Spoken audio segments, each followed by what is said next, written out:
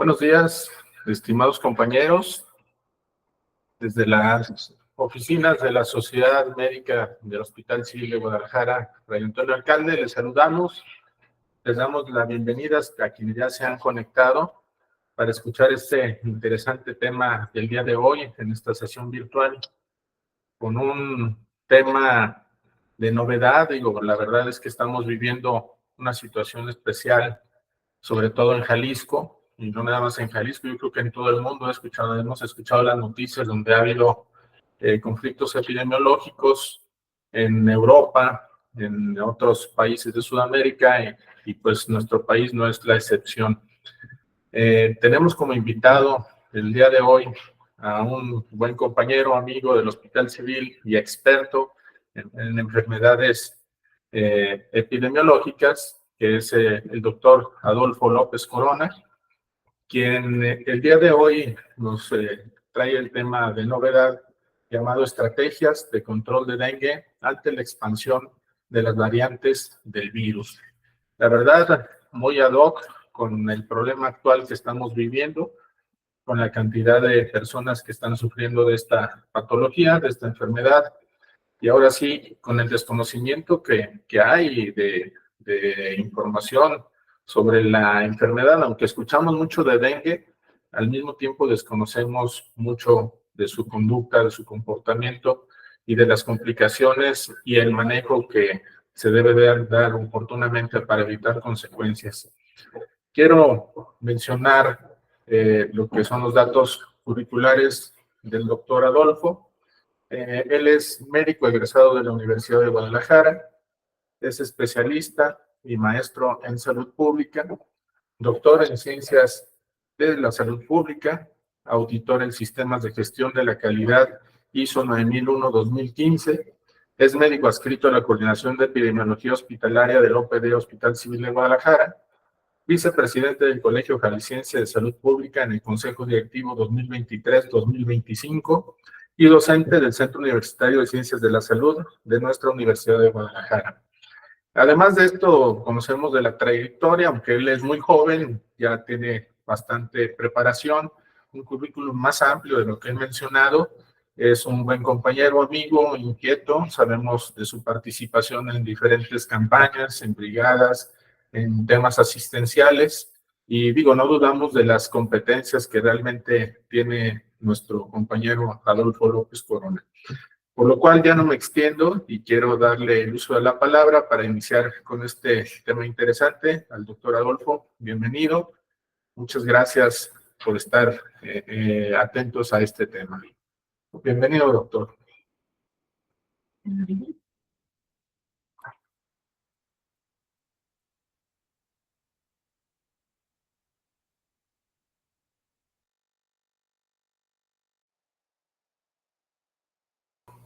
Muchas gracias, doctor Sunyeki. Agradecido con la Sociedad de Médicos Adscritos del Hospital Civil Fray Antonio Alcalde. Y efectivamente, ratificando aquí que es importante crear puentes entre nosotros como sociedad médica para poder controlar y en la medida de lo posible iniciar acciones para la erradicación de una enfermedad que desafortunadamente año con año estamos viendo que produce cada vez más problemas y más riesgos de generar epidemias regionales en nuestro país y en todo el mundo. No me voy a extender mucho. Gracias por la presentación, gracias por la invitación. Me da muchísimo gusto como especialista en salud pública poder estar aquí con ustedes para platicarles de un tema de alto impacto. Ahorita seguramente muchos de ustedes se han enterado que en Jalisco ya tenemos circulante los 4 serotipos de dengue actualmente. Y muchos de los estados de la República están en esa misma situación. Hay muchos mitos, mucha información y mucha desinformación también respecto a esta enfermedad, a pesar de que la escuchamos constantemente. Escuchamos hablar de dengue todo el tiempo en nuestra área de trabajo, en comerciales, en anuncios, en redes sociales, en muchas instancias. Y aún así, no desaparecen. Aún así, no podemos controlar al vector. Aún así, hay gente que está enfermando y hay gente que está muriendo de dengue. Entonces, voy a brindarles la mayor claridad sobre una perspectiva que me pareció sumamente interesante. Voy a permitirme compartir pantalla, denme un segundo. Entonces, hoy vamos a hablar de estrategias de control del dengue ante la expansión de nuevas variantes, de las variantes, perdón, del virus del dengue. Como contenido vamos a hablar un poquito sobre el dengue en sí, generalidades, su situación epidemiológica global, clasificación de los serotipos y variantes del virus del dengue, mecanismos de transmisión del dengue, enfoque en el vector Aedes aegypti, impacto de las variantes del virus en los programas de control vectorial, vacunación contra el dengue, desafíos y oportunidades, coinfección con otros virus, desafíos diagnósticos y terapéuticos, avances en la vigilancia epidemiológica y modelos predictivos, educación y participación comunitaria en la prevención del dengue, futuro de control del dengue y algunas conclusiones personales al respecto. Como ya ustedes saben, el dengue es una enfermedad transmitida por vector, por el mosquito Aedes aegypti. Es un arbovirus del género Flavivirus, de la familia Flaviridae, y posee 4 serotipos, como comentábamos, el DEM1, 2, 3 y 4. Todos ellos nos causan infección potencialmente, y cada uno de ellos tiene ciertas características más atribuibles a estados o presentaciones clínicas más o menos graves, de acuerdo a su presencia en el organismo. Cerca de 500 millones de personas en las Américas actualmente tienen riesgo de contraer dengue. La población que está en riesgo no solamente es de las poblaciones urbanas, de las poblaciones rurales, sino en directamente todos lados. La población que puede estar en cualquier zona conurbada también tiene ese riesgo en todos los países de América. Ahorita les voy a mostrar una pequeña distribución geográfica. Los 4 serotipos de dengue circulan a lo largo de todo el continente y pueden estar circulando de manera simultánea. Hay algunos países que solo cuentan con serotipo 1 y 2, algunos que tienen 1 y 3, o los 4, ¿sí? Y el mosquito está en toda la región de las Américas. Importante mencionar que hablamos principalmente del mosquito de tipo Aedes y principalmente del Aedes aegypti. ¿Por qué? Porque también puede haber infección transmitida por el mosquito de tipo Aedes albopictus y en muy contados casos, sobre eso ya no tanto en la región de las Américas, Aedes japonico. Pero bueno, en nuestra región principalmente el mosquito de tipo Aedes aegypti. Y importante, el mosquito hembra es el que pica al ser humano, el mosquito hematófago, que puede transmitir la enfermedad o el virus a través de esta picadura, que deberá estar infectado con alguno de los serotipos del dengue. Esa persona va a poder presentar una serie de signos y síntomas que ya la mayoría hemos escuchado, que ya conocemos. El dengue no deja de ser una enfermedad de tipo febril. ¿Por qué? Porque normalmente una característica en común en los cuadros clínicos presentados por los pacientes con la infección, pues es fiebre intermitente. Y esa fiebre puede ser de moderada a alta, pero va acompañada normalmente de síntomas como puede ser cefalea, dolor de cabeza, dolor retroocular principalmente, dolor articular, sarpullido, y o sea, estos son como los síntomas clásicos de dengue no grave, pero puede evolucionar a dengue con signos de alarma o a dengue grave directamente, recordando pues que según la clasificación que tenemos por definición operacional actualmente, ya no hay dengue clásico y dengue hemorrágico, si no hablamos de dengue no grave, dengue con signos de alarma y dengue grave. ¿Por qué? Porque hay algunas personas que pueden o no tener características hemorrágicas y pertenecer al grupo de dengue grave. Hasta el momento, uno de los retos principales con los que contamos es que no hay un tratamiento específico. Y eso ha hecho muy complejo el abordaje, además de que obviamente necesitamos un buen sistema de identificación temprana de la enfermedad y patrones de riesgo. Entonces, de momento, el tratamiento que podemos darle a nuestros pacientes es completamente sintomático y de apoyo para el cuadro que presente. Esta enfermedad tradicionalmente tiene un patrón estacional porque, según lo que describe la OPS, la mayoría de los casos en el hemisferio sur ocurren a principios del año y en el hemisferio norte en la segunda mitad del año.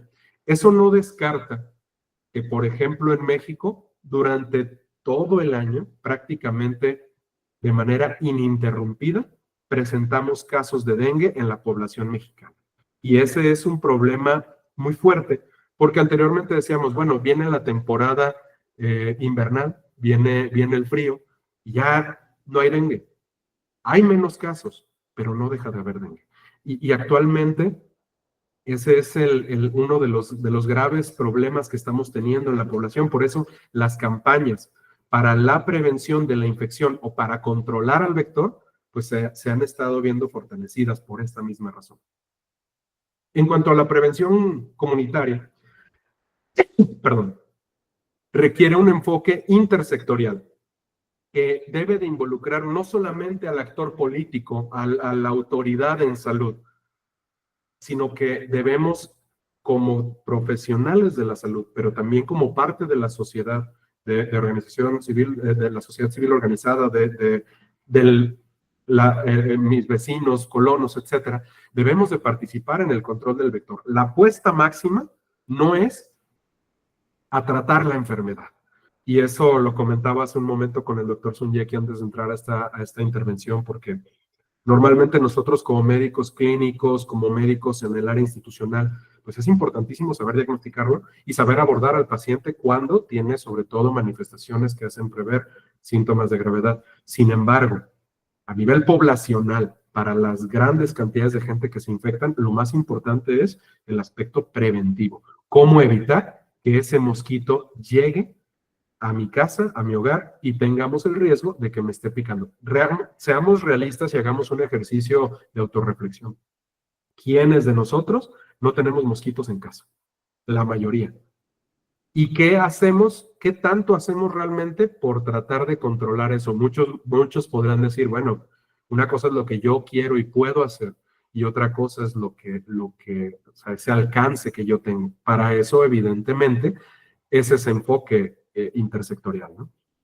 Créanme que vamos a hablar un poquito más a detalle de eso adelante, pero el sistema de identificación oportuna y de notificación para nosotros desde la perspectiva epidemiológica en lo que es las autoridades sanitarias, pues es sumamente importante. Yo como servidor público en una institución pública, para mí me interesa mucho que todos aquellos casos que se están identificando se reporten, no tanto de manera anecdótica, sino porque precisamente las estrategias que se vayan a tomar tienen que ver con el respaldo que los números nos están dando.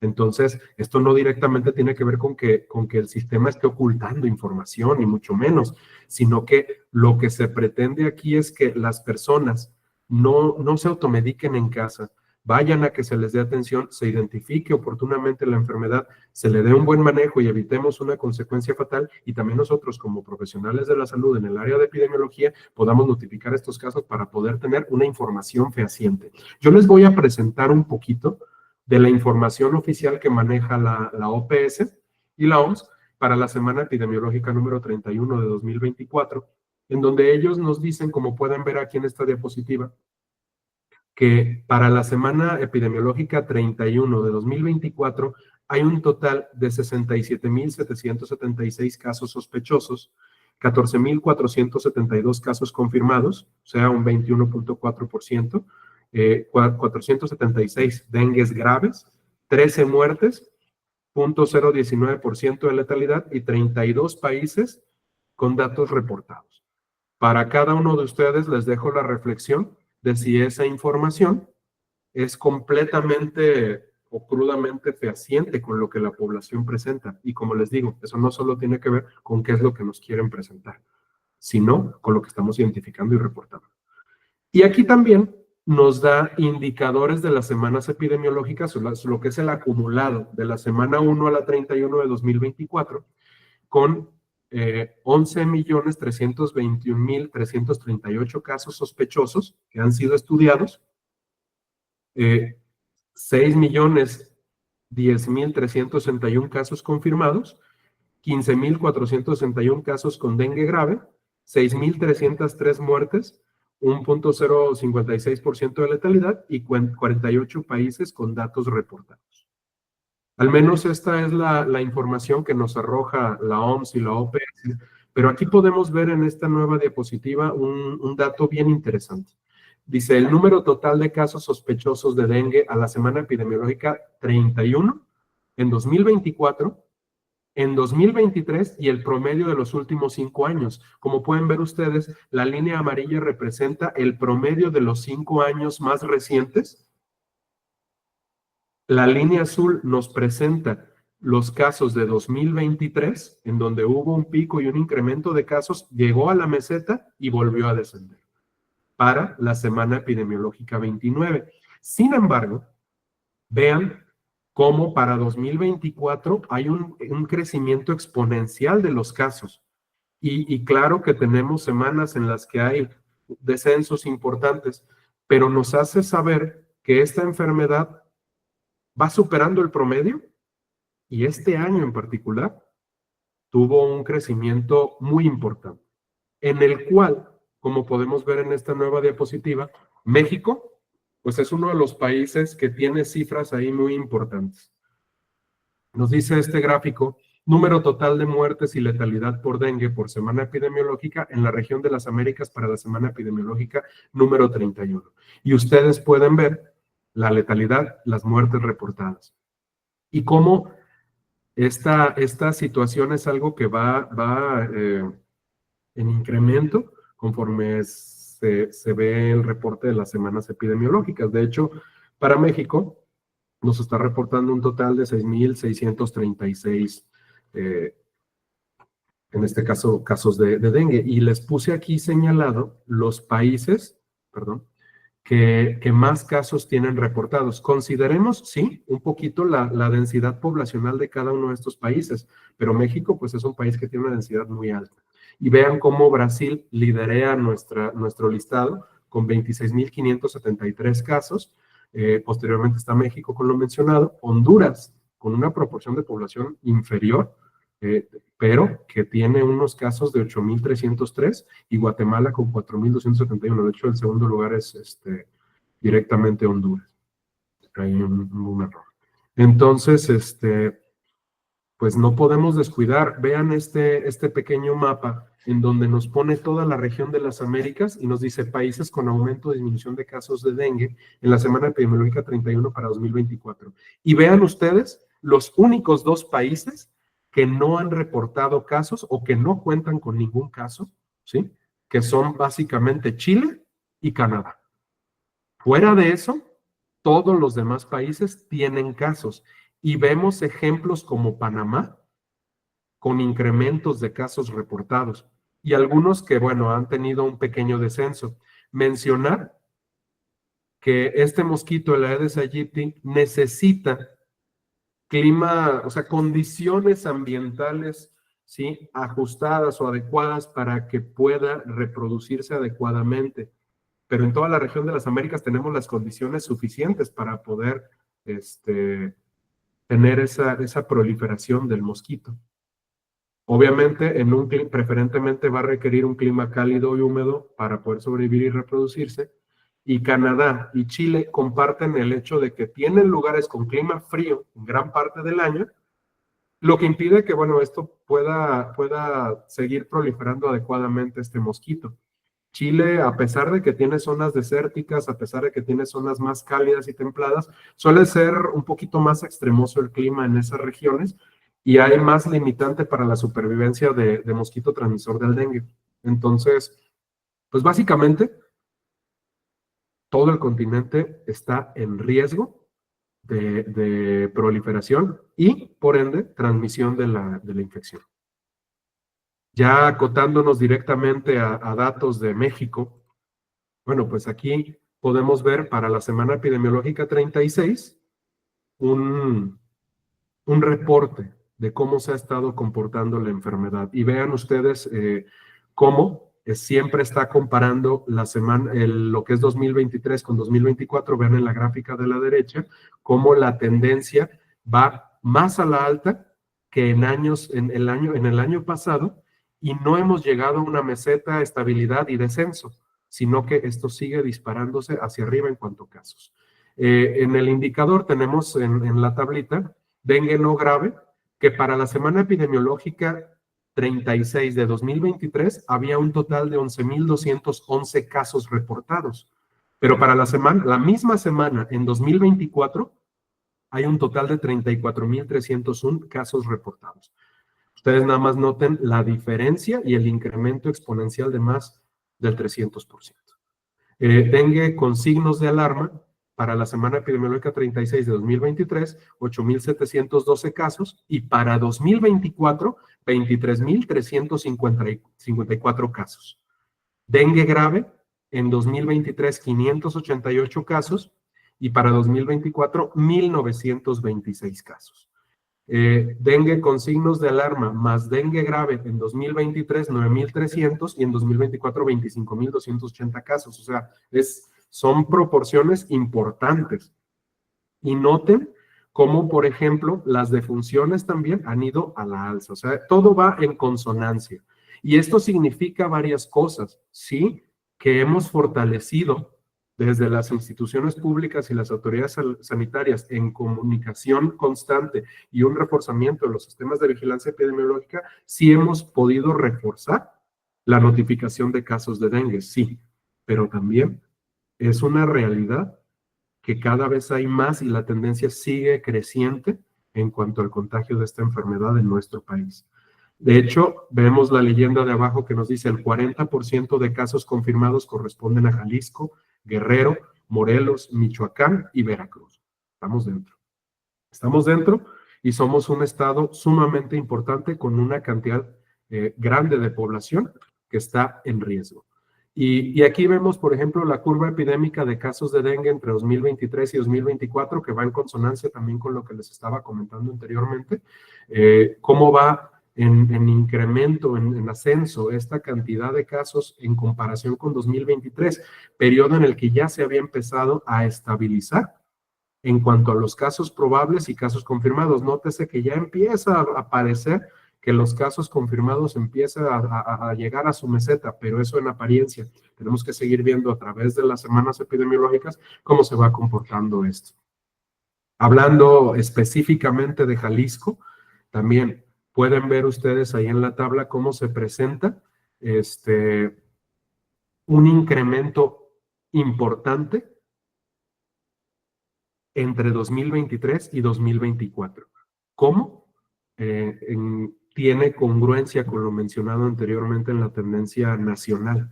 De hecho, en el canal endémico de dengue, nosotros estamos ahorita en zona de epidemia, ¿sí? Entonces, no solamente no podemos bajar las armas, sino que tenemos que tomar medidas, ¿sí? Y por eso ustedes ven cada vez más reforzadas las campañas, la comunicación, ¿sí? Toda la información.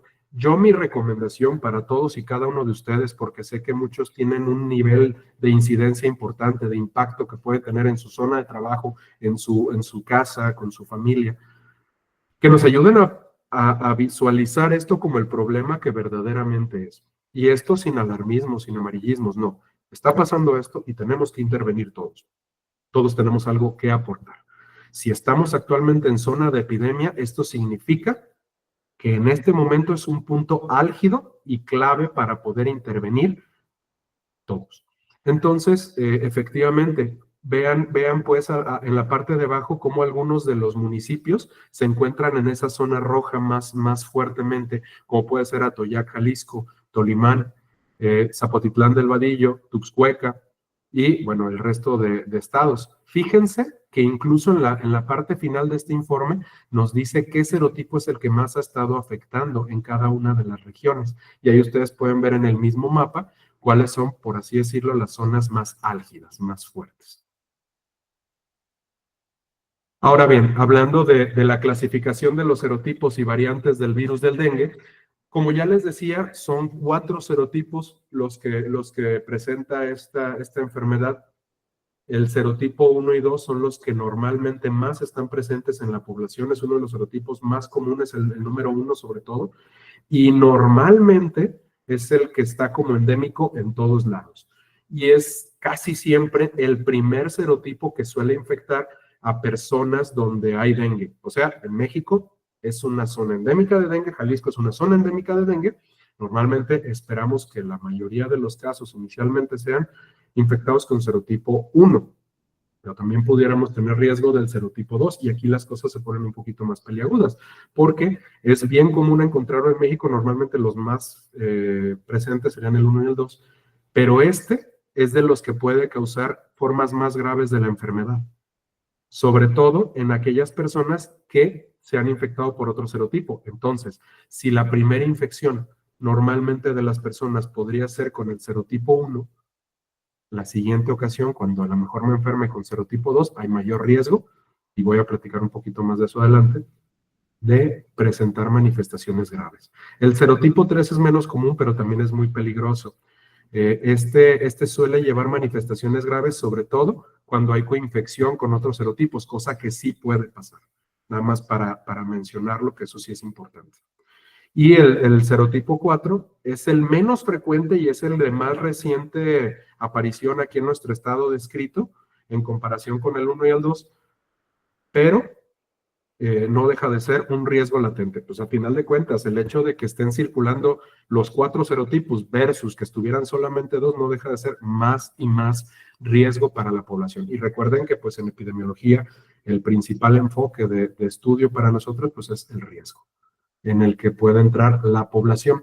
Y aquí pueden ver ustedes una tablita que se me hace sumamente interesante, la distribución geográfica de serotipos en la región de las Américas para 2024. De acuerdo a cada país, ¿sí? Ustedes pueden ver ahí qué serotipos están circulando, al menos de manera oficial, descritos por la OPS y la OMS, en donde vemos, sí, que México cuenta con estos 4 serotipos.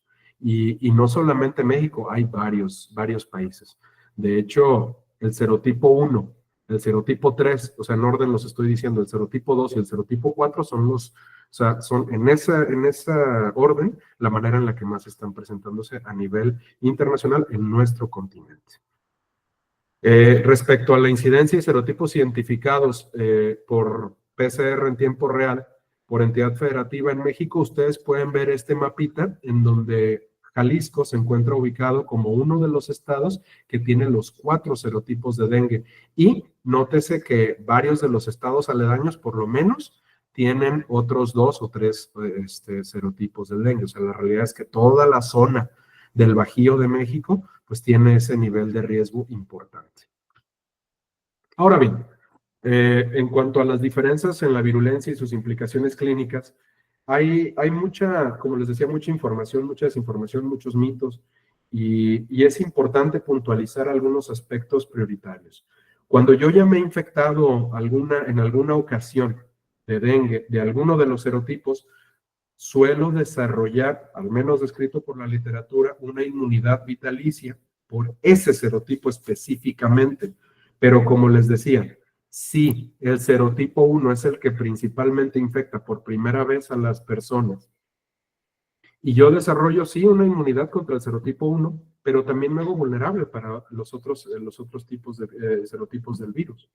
Aquí nos dice que hay una inmunidad parcial a los otros serotipos que puede llevar a la amplificación dependiente de anticuerpos, de haber creado esa inmunidad, donde una secundaria infección por un nuevo serotipo puede hacer que la reacción inmunológica sea muy exagerada, muy exacerbada, y eso hace mayor el riesgo a tener una presentación grave de la enfermedad de dengue. Ahora bien, como les decía, sí hay un riesgo latente ahí de una coinfección o una infección sucedánea o sucesiva por uno o más serotipos del virus, en donde a lo mejor no me estoy apenas recuperando de una infección y caigo en una nueva infección con otro serotipo, y eso ya me hace muy vulnerable a una reacción grave. Lo que hace también, sobre todo cuando es del serotipo 2, que haya más virulencia, más riesgo y mayor asociación con posible mortalidad en el paciente. Esto hay que mencionarlo, como les decía, porque pues ya me dio dengue, ya de alguna manera estoy protegido, sí, para ese serotipo, pero no para los demás. Y desafortunadamente es algo en lo que tenemos que nosotros considerar fuertemente, porque trabajamos en áreas abiertas, áreas donde siempre estamos expuestos o en riesgo a la presencia del vector, del mosquito. Y eso hace que, como les decía, pues todos tengamos una intervención. A lo mejor soy docente del Centro Universitario de Ciencias de la Salud, ¿no? Tocar puertas, hablar con las autoridades, manifestarles nuestra genuina preocupación por intervenir en estos escenarios. Hablaba hace un momento de la amplificación dependiente de anticuerpos, y este es un suceso que sí se ha descrito en la literatura médica, y es algo importante que debemos de considerar, porque pasa cuando el anticuerpo que yo genero por esa primera infección que tuve contra un serotipo del virus, no es completamente finalizado el proceso de alguna forma, lo cual hace que pueda reaccionar demasiado fuerte a la presencia del virus en alguna otra manifestación. O sea, hay como un poquito más de vulnerabilidad a que ese virus entre en el cuerpo y al momento de infectarme pueda potenciarse, no solamente más riesgo de que sí me pegue, sino que me pegue más fuerte. Esto, por ejemplo, puede ser cuando tuve, no sé, a lo mejor una recuperación, cuando tuve un coronavirus, Zika o alguna otra infección, en donde una segunda infección con una cepa diferente de ese mismo virus puede ser más severa. O sea, y esto pasa mucho en ese sentido. Acuérdense que todos los virus pues, se basan en la capacidad que tienen para hacer una replicación del código genético dentro de las células del organismo, y esta replicación viral que se empieza a exacerbar hace que haya una mayor carga viral, y eso va evidentemente a presentarse como una mayor manifestación en cuanto al cuadro clínico de la enfermedad. O sea, es una mayor gravedad en la manifestación porque se genera una respuesta inflamatoria exacerbada. Ahora bien, esas variantes del virus en las diferentes regiones del mundo pueden tener, esto es algo importante de mencionar, diferente grado de virulencia, a lo mejor en China, en la India, en Europa, en África, en América. Y cada país, cada región tiene sus particularidades. Aquí nos da el ejemplo de que algunas variantes del DEM2, de la variante 2, en Asia suelen ser más virulentas que las de América Latina. Entonces, imagínense también de qué tamaño de problema estamos hablando si decíamos que se asocia a síntomas de mayor gravedad allá en Asia, ¿no? Eso significa que cuando hay brotes, estos suelen ser más severos que incluso los que podemos presentar aquí en la región de las Américas, por poner un ejemplo. Esto sobre todo tiene que ver porque hay cambios estructurales en la parte genómica viral entre cada uno de los brotes, porque acuérdense que los virus están constantemente haciendo cambios no solo morfológicos, sino también del código genético, y se van ajustando, pues ahora sí que como dicen, van haciéndose más fuertes, van agarrando más potencia, como dicen coloquialmente, lo cual hace que conforme avance el tiempo, pues evidentemente las cepas se van haciendo más y más agresivas. Y esto conlleva a más y más casos, sobre todo aquellos que son de tipo grave. Y en ese sentido, es que las intervenciones deben ser más robustecidas. Hay algunos factores que pueden influir, además de lo que mencionábamos de la genética, en la virulencia de esta enfermedad, como pueden ser, siempre platicamos de esto, ya lo vivimos con COVID-19, ¿no? Los factores de vulnerabilidad. Hay, sobre todo, grupos vulnerables, como pueden ser la edad del paciente y alguna comorbilidad que pueda presentar este mismo. Nos dice que tenemos grupos de riesgo, como pueden ser los niños pequeños, las personas con enfermedades crónicas o estados inmunocomprometidos, que tienen un mayor riesgo de presentar formas graves de la enfermedad. Obviamente, con estas personas, pues las campañas de prevención deben ser fortalecidas. La genética misma del huésped, hay susceptibilidad genética, o sea, ya una vulnerabilidad genética a este tipo de virus, donde hay variaciones genéticas y puede ser que el individuo directamente tenga una presentación clínica muy dependiente de su genética inherente al organismo individualmente.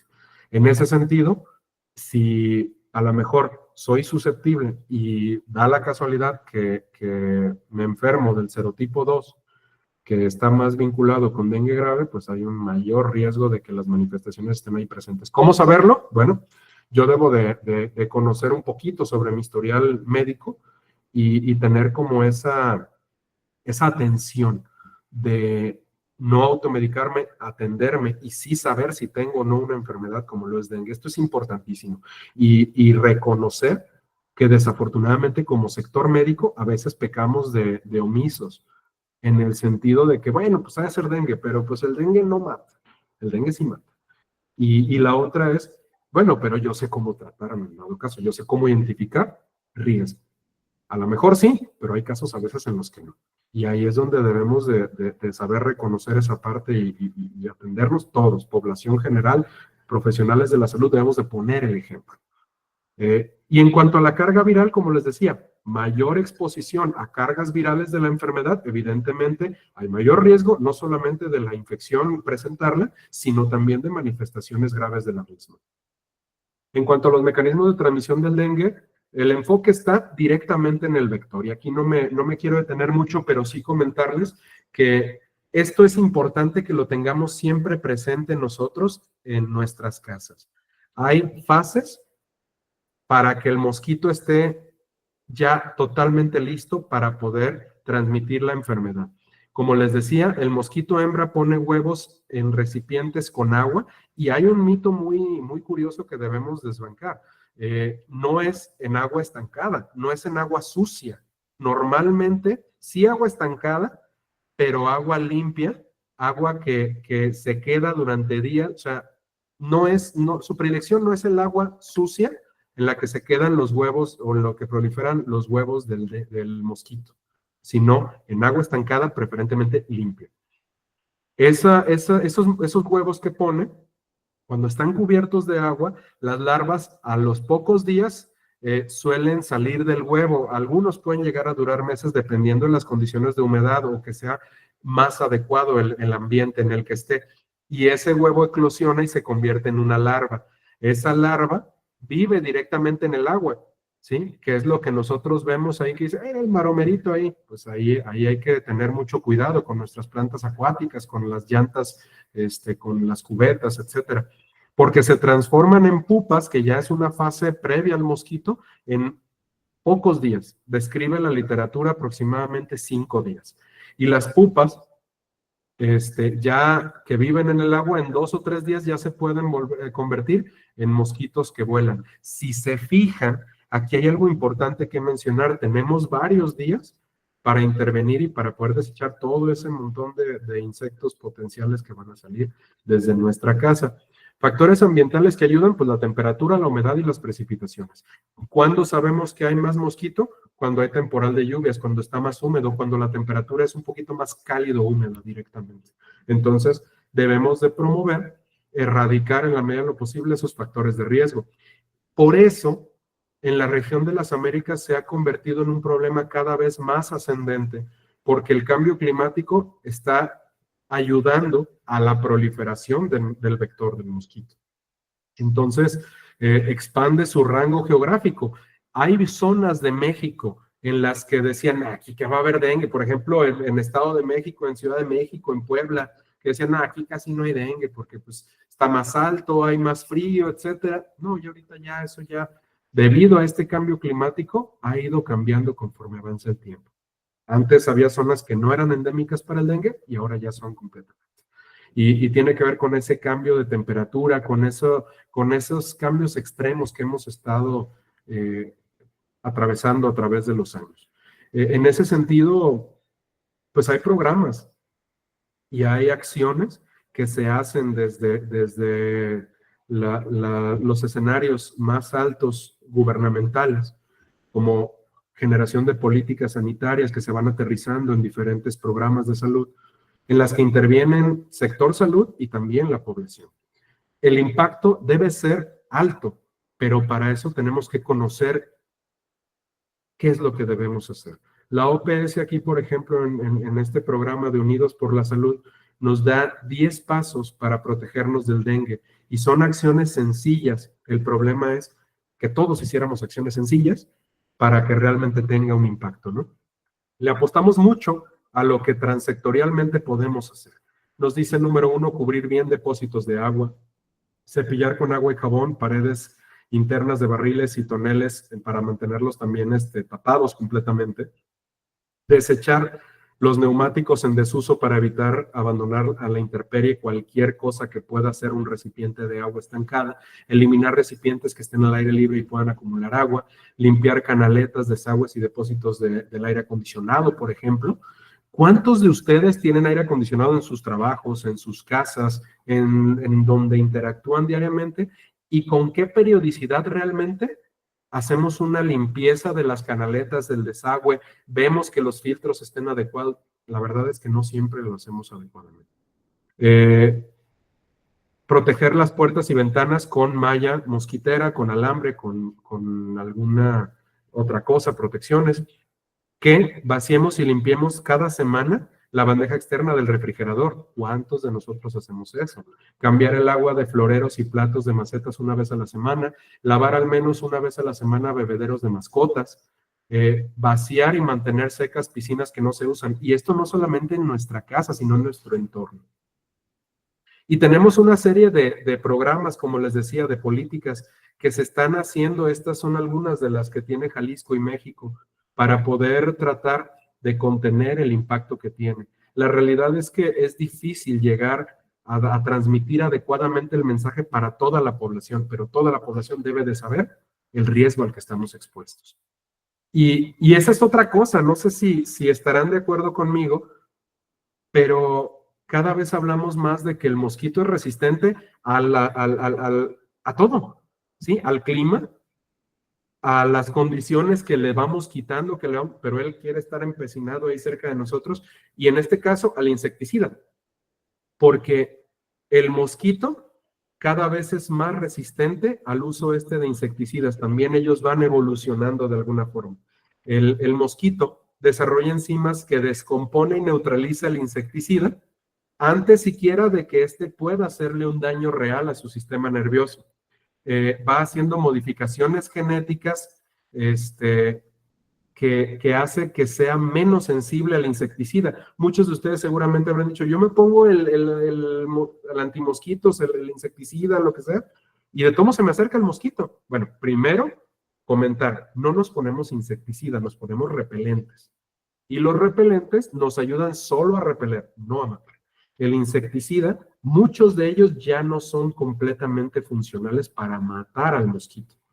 El mosquito ha ido cambiando no solamente sus características estructurales, sino también su comportamiento, porque pareciera que ya hasta está adecuándose a que pones tu insecticida, me espero un ratito, no voy a llegar a ello, sé que ahorita voy a ser un poco molesto, ya cuando se acabe el efecto de ese insecticida, y ahora sí ya llego y pico. Entonces, el control es muy difícil por eso. Seguramente habrán notado que sí, efectivamente, cuando van y fumigan nuestra área habitacional cerca de donde estamos residiendo, pues un ratito, no hay nada, nos libramos, pero al rato vuelven, al cabo de algunas horas. Entonces, también el mismo mosquito ha ido haciendo modificaciones de la cutícula, lo que hace que reduzca la efectividad del insecticida. Entonces, pues se han ido explorando nuevas estrategias. Una de las que más suenan es el Wolbachia, ¿sí? Que es una bacteria que se inocula al interior de manera intracelular al mosquito, y puede transmitirlo. O sea, se hace una modificación genética al mosquito, se introduce esta Wolbachia y esta infecta al mosquito, y ese mosquito hembra lo transferirá a su descendencia. A lo que se le está apostando, pues es precisamente reducir la capacidad del mosquito poder transmitir el virus que tiene. Quizá no a matar al mosquito, pero sí a que haya cada vez menos de transmisión por la replicación que hay dentro de su cuerpo al estar infectado con el Wolbachia, que eso sí es una función que tiene. Acortando pues la vida del mosquito y disminuyendo su capacidad para infectar al ser humano, y como les digo, transmitiéndolo de generación en generación. Se supone que deberá ser un control autosostenible. El problema es que no se ha hecho como una estrategia global, tanto por temas de accesibilidad y costos, como por la tecnología disponible para poder realizar algo como esto. Es un poco complejo, pero es otra estrategia más a la que se está apostando. Y seguramente este tema a muchos de ustedes les interese escuchar, porque la vacunación contra el dengue, ¿cuántos de ustedes no han escuchado ya ahorita? Oye, pero ¿por qué? Yo he escuchado que ya hay vacuna, ¿Por qué no tenemos vacuna en México? ¿Hay vacuna? ¿Qué está pasando? Desafíos y oportunidades. Voy a ser breve en esto porque si bien ya hay una vacuna que se llama Dengvaxia, esta en algunas zonas del mundo ya se está utilizando, ya fue aprobada y en este momento todavía estamos pues en este periodo en el que tenemos que dejar pasar el tiempo para ver la verdadera efectividad a nivel poblacional de hacer una campaña masiva de vacunación para la población. No es tan sencillo en el aspecto también en economía, en salud, y que nuestro sistema de salud pueda tener accesibilidad a este biológico. Son muchas razones, pero comentarles que esto está no tan incipiente ya, afortunadamente, pero hay mucho todavía que conocer a este respecto. La vacuna se administra en 3 dosis en el curso de 12 meses y está aprobada, pero para personas que tienen antecedentes documentados a través de alguna prueba rápida con un documento de validez médica o preferentemente con un análisis sanguíneo de infección previa por seropositividad que haya tenido algún serotipo del virus del dengue. Y esto es importante mencionarlo porque imagínense si abrimos directamente a población abierta para el que quiera, eso no se podría. ¿Por qué? Porque en personas que no tuvieron dengue en el pasado, pudiera aumentar el riesgo de tener dengue grave. O sea, también puede generar una cierta vulnerabilidad del sistema inmunológico de las personas y pudieran caer hospitalizados. Debemos generar entonces, si pensamos en esta parte, una cultura de protección para la población. Nosotros como líderes en salud, y sé que aquí también tenemos compañeros que quizá no son profesionales de la salud, pero están en contacto con nosotros, están en esto y les agradezco mucho por su interés. Debemos de dar información y sensibilizar a la gente. Debemos de proporcionarles herramientas para el cuidado. La realidad es que los desafíos para poder tener esta vacunación ya como un sistema regulado es eficacia universal. Desarrollo de la vacuna igualmente efectiva para los 4 serotipos no ha sido una tarea sencilla. Aparentemente tiene una mejor efectividad contra ciertos serotipos que con otros. Entonces, la idea sería que idealmente, pues, cubra contra todo. El costo y la logística de tener todo un sistema de vacunación fortalecido contra dengue es difícil. Es difícil, sobre todo en zonas endémicas donde hay demasiados casos. Entonces necesitas fortalecer mucho tu sistema y tener mucho biológico. Y finalmente la confianza pública. ¿Qué pasaría si pasa lo que sucedió con algunas vacunas de COVID que ya estaban disponibles en México y no había confianza pública para irse a vacunar en algunos de los casos de los biológicos con los que la gente no tenía la confianza pública? Pues eso hace que afecte, o sea, ha habido también, por ejemplo, casos de países en los que ha habido descripción de pacientes que han tenido algunas consecuencias por haber recibido la vacuna, por el antecedente que ya les comentaba, de demostrar o no que tuvieron una infección previa, y eso hace que al describir las consecuencias que pudiera tener la salud ponerse la vacuna, pues haya desconfianza entre la población, ¿no? Entonces, es un esfuerzo también que se debe de hacer en materia de comunicación y educación en salud para el profesional de la salud y para la población en general. En cuanto a las oportunidades, bueno, pues reducción de la carga. Dengvaxia puede disminuir casos graves y hospitalización en personas que antes ya fueron infectadas y eso nos ayudará a mejorar la calidad económica o la calidad de vida en zonas de casos de tipo endémico. Para prevenir brotes también, que esto no se vaya a hacer propagación activa, que es lo que siempre pretendemos, protección contra otras formas graves de la enfermedad, sobre todo, como les decía, porque ya tuvo una infección previa, o sea, una sensibilización a esta enfermedad, que hayamos tenido, o sea, oportunidad de tener otra primera vacuna específica, nos permite abrir el camino para más y mejores estrategias y mejores vacunas también, conforme avance el tiempo. La cobertura de serotipos que ya platicamos y finalmente el impacto económico, porque vacunar, y esto aplica para todas las enfermedades, puede ser caro, pero es mucho mejor en términos económicos que atender las consecuencias graves a la salud de la población. Y con eso quiero como empezar esta parte conclusiva. La coinfección con otros virus en cuanto a desafíos diagnósticos y terapéuticos es algo importantísimo, ¿sí? Porque el diagnóstico es que no solo el profesional médico, sino también la población conozcan lo más básico de signos y síntomas que puede presentar la persona y qué tipo de prueba se debe de hacer, en qué momento y que nos la hagan, identificar la enfermedad. O sea, el reto diagnóstico es que yo esté con la certeza de que tengo o no la enfermedad y eso solamente va a ser a través de la atención médica. Y en este caso, identificar coinfecciones, porque puede, acuérdense, hasta hubo bromas en internet de estas que le llaman memes que decían, el COVID-dengue no existe. Pues aquí llegamos a tener casos de COVID y dengue como coinfecciones. Sí existe. Entonces, debemos de ser receptivos a esto. El tratamiento, las estrategias de tratamiento varían entre los virus porque administrar un tratamiento no adecuado puede agravar la condición del paciente. Por eso es importantísimo no automedicarse. Acudir a valoración médica, que el profesional médico sí tenga la mejor capacitación para dar el tratamiento adecuado y oportuno para el paciente, pero evitar que por una mala administración de fármaco yo tenga riesgo incluso de muerte. Y obviamente evitar las complicaciones que puedan ser derivadas de la enfermedad una vez que éstas se presenten para evitar más hospitalización y complicaciones que nos pueden llevar a la muerte. Entonces, si se fijan, es una articulación de diferentes sectores. Nosotros como profesionales médicos tenemos una gran responsabilidad, pero también la población debe conocer esto e intervenir para cuidar su salud. En cuanto a las complicaciones diagnósticas, pues obviamente las pruebas serológicas, no todos los lugares, sobre todo en el tema de la atención pública, quizá cuente con los reactivos o las pruebas diagnósticas para poder identificar tempranamente la enfermedad. Además de eso, por eso también debemos acudir a la valoración médica, porque a lo mejor yo digo, yo creo que es dengue y me voy a hacer la prueba hoy que acabo de empezar síntomas. Bueno, hay una noticia respecto a eso. Las pruebas tienen un nivel de sensibilidad y especificidad, o sea, qué tan buenas son para ayudarme a identificar si tengo o no tengo la enfermedad.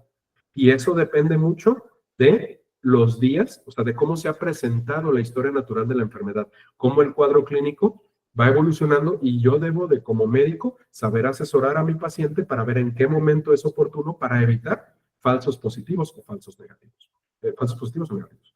Las pruebas moleculares también son un gran complemento diagnóstico y bueno, está en desarrollo más y más pruebas que permiten la identificación de varios tipos de virus. Dengue no es el único que puede estar afectando a la población, pero sí es al que ahorita le estamos poniendo mucho énfasis porque es de los que más enferman a la población. Sin embargo, pues tenemos nuestros diferenciales y se está trabajando arduamente en que contemos con reactivos para diferentes enfermedades que pueden coexistir. Entonces, ya hablando desde la perspectiva del médico, pues hay que fortalecer la historia clínica como tal, el sistema de información. Y aquí sí quiero darle un mensaje a mis colegas, Sociedad Médicos Adscritos, gracias por estar aquí. Seamos congruentes en esa parte. Hay una cosa muy importante, o sea, no nos podemos ir solamente por la parte clínica, porque muchas veces se ha descrito, no necesariamente solo aquí en México, sino en muchas partes del mundo. Les comentaba al doctor Suñek y a los amigos de la Ciudad Médica, hay manifestaciones del dengue que dan cuadros abdominales, por ejemplo, que pueden confundir clínicamente con una apendicitis, por ejemplo. Y se han hecho apendicectomías por cuadros abdominales agudos por dengue, grave, ¿sí? Cuyo apéndice estaba totalmente normal. Entonces, debemos de reunir esos criterios para el diagnóstico, tanto el clínico, complementario y algo que luego solemos no tener tanto en mente, el criterio epidemiológico o el que le llamamos criterios de riesgo. ¿La población en Jalisco está en riesgo? Sí. ¿Hay riesgo de que tengas dengue? Sí, siempre hay que considerarlo y siempre hay que tenerlo como ahí si el cuadro clínico nos lo hace manifiesto de esa manera. En donde recopilemos, pues, datos de riesgo de mi paciente sobre viajes, exposición al mosquito. Eso nos puede ayudar en el diagnóstico, incluso si nos dicen en qué colonia viven, de qué zona proviene el paciente. Con eso, nosotros podemos identificar un factor de riesgo. La educación médica es sumamente importante. Quizá no somos los que vamos a dar la atención directa del paciente con dengue, pero sí debemos de tener la capacitación para que en caso de necesitarse sepamos brindar una atención y para que podamos al menos derivar adecuadamente a nuestro paciente. Por eso, fortalecer la capacitación a la parte médica también. Y colaboración entre laboratorios, que es algo que afortunadamente me puedo sentir orgulloso de que en nuestras instituciones públicas, al menos en los hospitales civiles, contamos con un sistema fortalecido de colaboración entre laboratorio, tanto interno del hospital como laboratorio estatal de salud pública. Tenemos desde epidemiología pruebas diagnósticas y hay que acercarse a su servicio de epidemiología cuando existe la duda. Ahora bien, en cuanto a los avances en la vigilancia epidemiológica y modelos predictivos, vamos a platicar un poquito de esto porque ha habido muchas iniciativas de utilizar, como ustedes saben, en el CIAM más reciente que tuvimos en nuestros hospitales civiles, se hablaba pues de la inteligencia artificial como una herramienta que no debemos de sentir como que nos está reemplazando, sino que nos está complementando. Y ya ha habido muchas estrategias que se han querido implementar utilizando la inteligencia artificial, sobre todo para mejorar la predicción de los brotes, en el que el modelo matemático a través de la inteligencia artificial me permite saber pues de qué tamaño es el problema que se viene para el año entrante y para el siguiente lustro, por ejemplo, de acuerdo a esos algoritmos.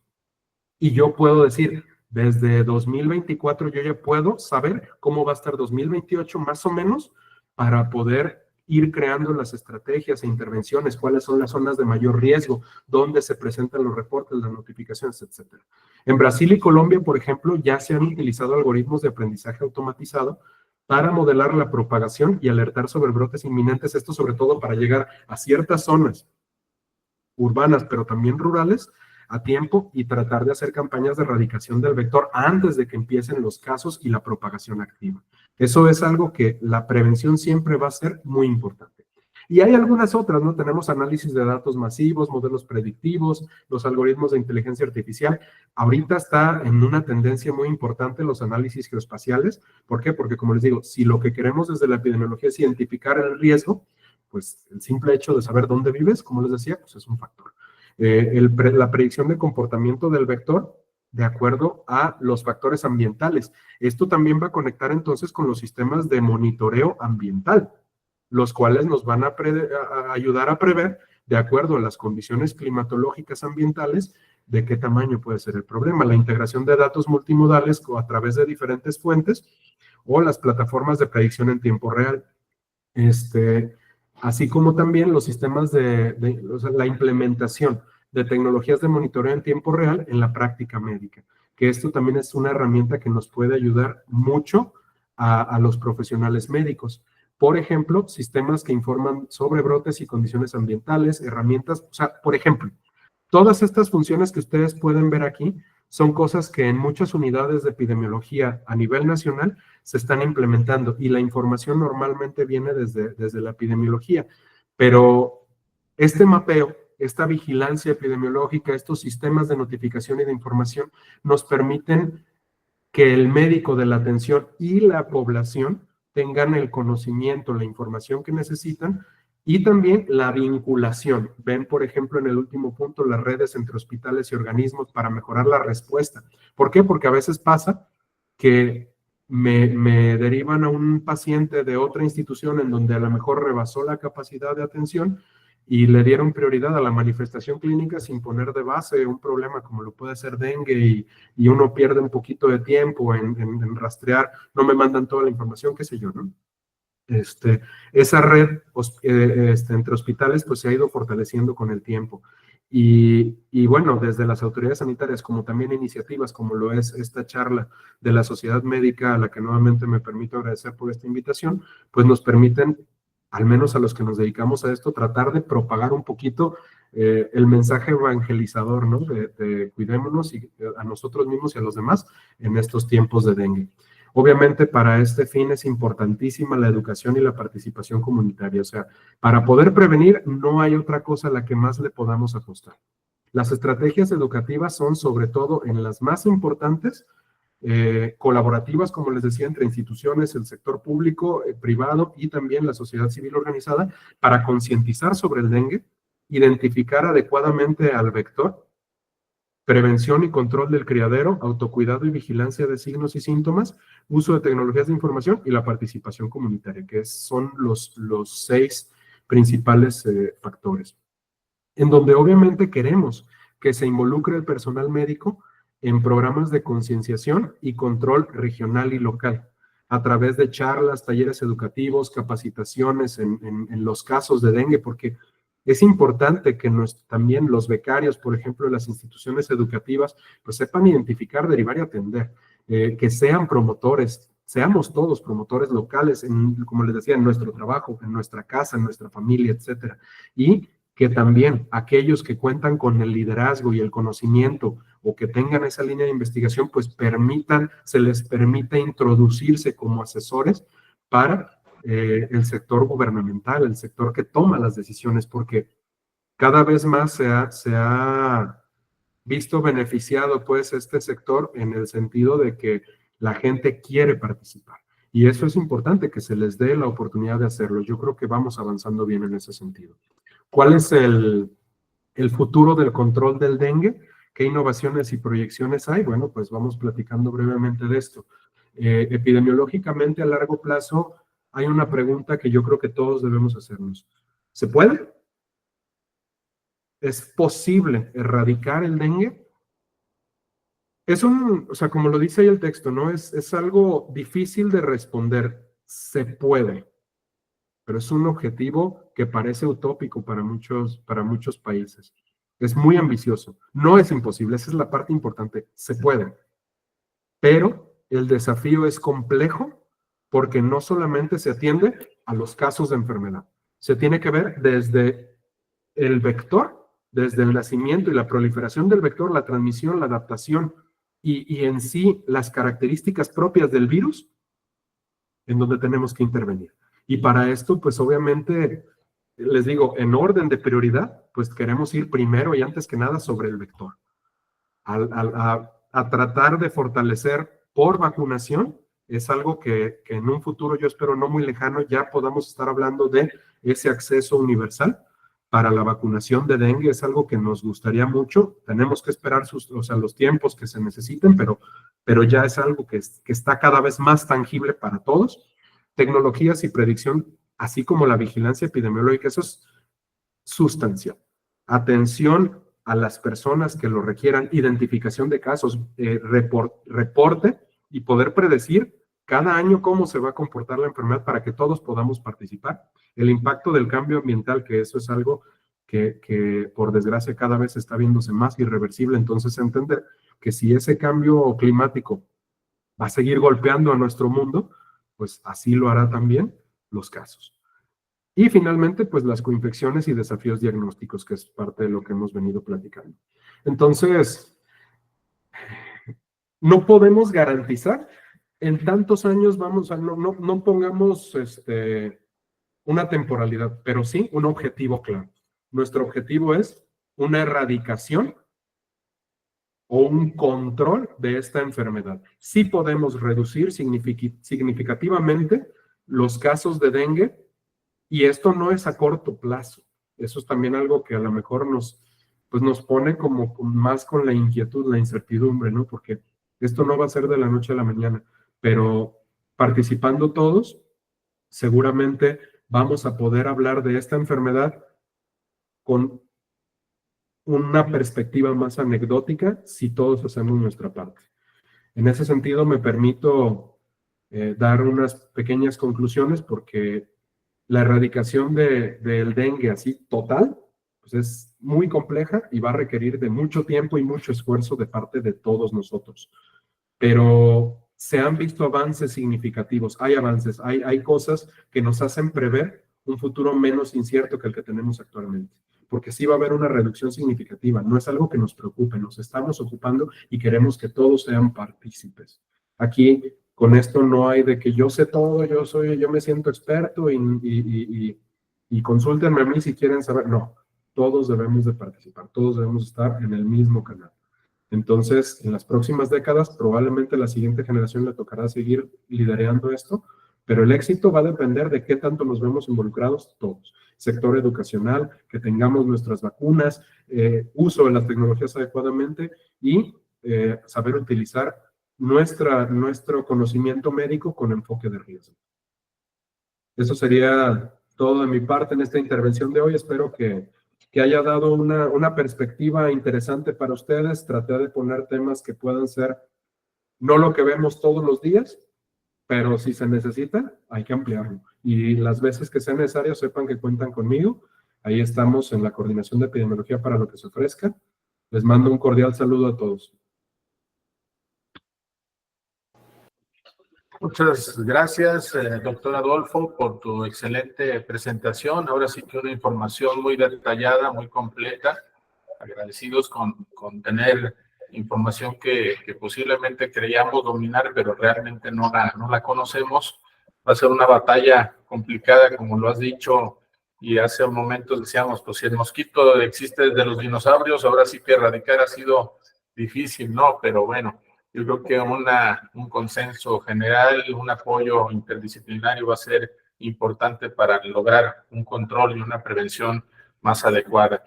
Vamos a dar oportunidad para unas 3 preguntas, porque ya el tiempo corrió rápidamente. Digo, la verdad es que para tener este tipo de información no importa cuánto tiempo gastemos, ya que es muy valiosa y es una información de momento de lo que estamos viviendo. Pero sí, si alguien tiene alguna pregunta, por favor, puede comentárnoslo. Alguien preguntaba por aquí si la presentación se puede transmitir, si va a quedar grabada en nuestro canal de YouTube para que posteriormente la puedan revisar. Ahí están todas nuestras presentaciones y con todo gusto pueden recurrir a la información del doctor Adolfo, la información que el doctor Adolfo acaba de transmitir. Tienes varias felicitaciones, doctor, de Vera Rey. Felicidades, excelente presentación. Alejandra Paola, excelente presentación y gracias por la información. Saúl Aldrete, muchas gracias por excelente ponencia. Javier Sánchez, felicidades, muy buena ponencia. Se puede tener acceso a la ponencia, bueno, ya lo comentamos. Buen día. Margarita Córdoba, no se ve bien la presentación. Dice que ya. Bueno,